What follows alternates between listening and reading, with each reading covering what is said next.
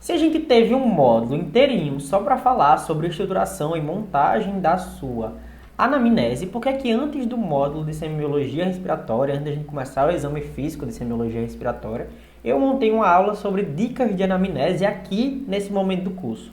É porque, de acordo com o exame que a gente vai fazer, o exame do tórax, o exame do abdômen, a gente precisa prestar atenção mais em alguns pontos da anamnese. E é isso que a gente vai ver rapidamente nessa aula. Quais são os pontos da anamnese que mais interessam para alguém que vai fazer o exame físico de um paciente quando se pensa em semiologia respiratória? Então, eu quero que vocês conheçam alguns tópicos ideais do que é que você não pode deixar passar em branco. É óbvio que você vai montar a sua anamnese ali incrível, mas o que é que você provavelmente vai pegar um marca-texto e grifar na hora de montar a sua anamnese? Uma coisa crucial aqui na pneumo é o sexo do seu paciente. Isso porque a gente tem uma diferença de prevalência de doenças entre os homens e as mulheres. As mulheres têm uma prevalência muito maior, por exemplo, de doenças autoimunes.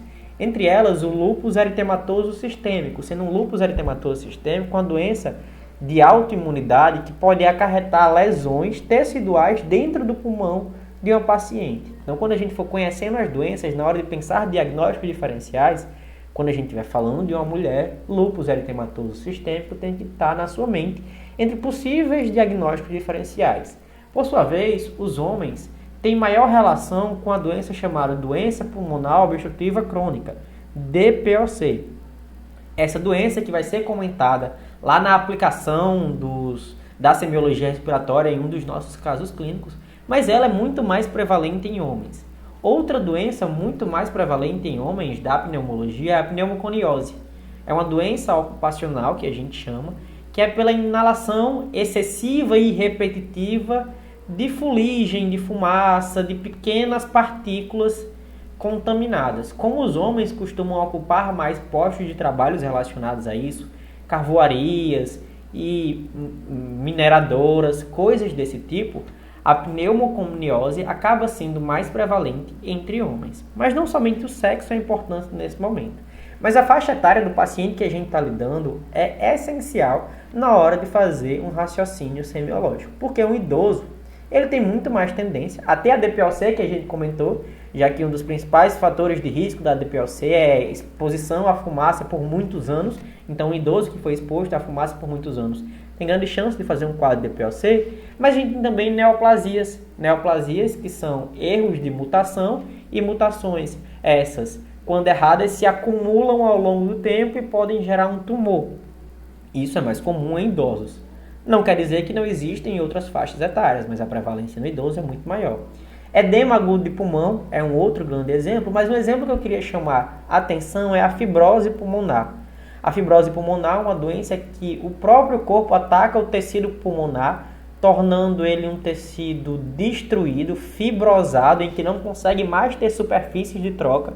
E a fibrose pulmonar costuma se agravar e causar sintomas mais exuberantes com a idade.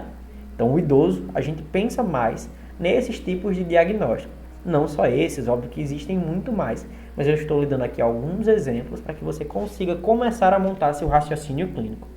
Nas crianças, por sua vez, a gente tem o exemplo da hérnia diafragmática.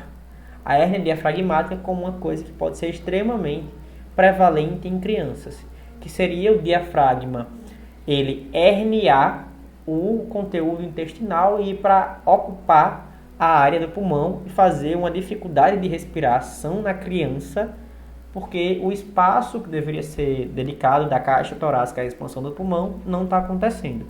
Outro exemplo é a bronquiolite, a asma, extremamente mais prevalente em crianças, e mesmo pneumonias por infecções respiratórias. A pneumonia também volta a ser presente nos idosos de mais idade avançada, mas na criança, quando comparado ao adolescente e ao adulto, a pneumonia é muito mais prevalente porque ela tem um sistema imune muito mais comprometido.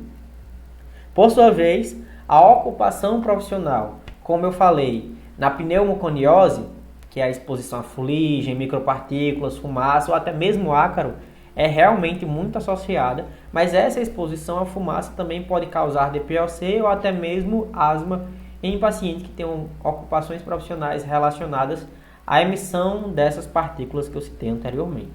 E outro tópico que você não pode esquecer antes da nossa aula acabar é a procedência, principalmente pensando em doenças infecto-contagiosas. Algumas são mais prevalentes em algumas regiões. Óbvio que isso ficou completamente mais falado na época que a gente teve que lidar com o SARS-CoV-2, mas outras doenças contaminantes, infecto-contagiosas, de onde a pessoa vem, tem maior chance de prevalência quando você vai conhecendo a apresentação das doenças do nível epidemiológico delas.